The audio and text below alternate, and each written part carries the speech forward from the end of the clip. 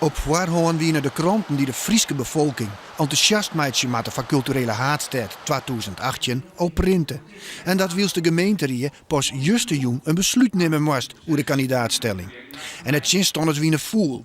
Zij vinden de financiële onderbouwing net goed. Maar burgemeester Kronen kon een meerderheid van de leden doch door de streek loeken, maar de meedeling dat Ljout de eigen investering al in de pongen had. We hebben per jaar een paar miljoen over, dit jaar zelfs nog meer. En dat sparen we ook, want we moeten reserves hebben voor nieuwe bezuinigingen en voor andere tegenvallers. Maar dan nog hebben we geld over, dus we hoeven niet opnieuw te bezuinigen om culturele hoofdstad mogelijk te maken. Ex-CDA Harry van der Molen ontnota tieren kritisch hoe de nominatie van culturele haardstad stemde voor. Zijn fractiegenoten wienen verdeeld. Dan ben ik gewoon 2 CDA's die zijn, dit doen we net. Dan komt een CDA's fractie net uit Juventuur. Nee, maar dat komt omdat we echt net bot uit Juventuur binnen. Zo eerlijk ben ik ek.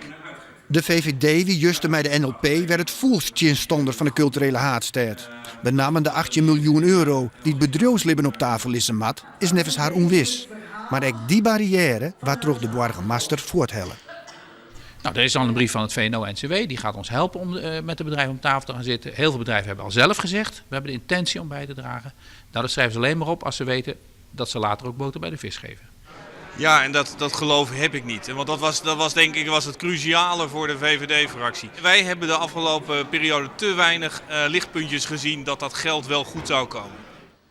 De voorstanders PvdA, GroenLinks en FNP denken dat de titel culturele haardstad als een katalysator van de Friese economie en cultuurwerkje kan. Maar voor het Safir is, moet nevens Kronen de organisatie wel strakker onderstuurd worden. Als we in de tweede ronde komen, zegt de jury, en nu willen we uitvoeringsprogramma's zien. Dus niet alleen maar ideeën, maar ook uitvoering. En dat moet je strakker regelen. Dat hoort bij de volgende fase en dat gaan we ook zo doen.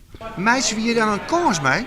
We maken hier zeker een kans mee. Wij horen al geluiden dat onze brede opvatting van cultuur beter aanslaat dan de hoge cultuur uit de grotere steden.